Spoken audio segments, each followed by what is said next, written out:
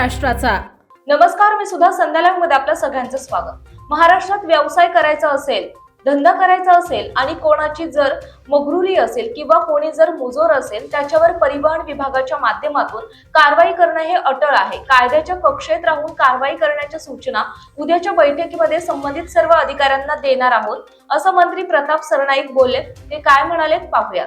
बैठकीमध्ये आम्ही निर्णय घेऊ आणि 6 महिन्याचा एक कार्यक्रम जो आहे तो कार्यक्रम आम्ही आमच्या अधिकाऱ्यांच्या माध्यमातून राबवून घेऊ। कारण शेवटी मोठ्या प्रमाणात ती संख्या आहे। मी म्हणालो की 9,78,541 वैध परवाने आम्ही दिलेले आणि आमच्याकडे जी काही मराठी भाषेचं ज्ञान प्राप्त झालेले जे काही विद्यार्थी म्हणजे आम्ही आमच्या अभियानामध्ये सहभाग नोंदवला ते 1,65,600 आहे।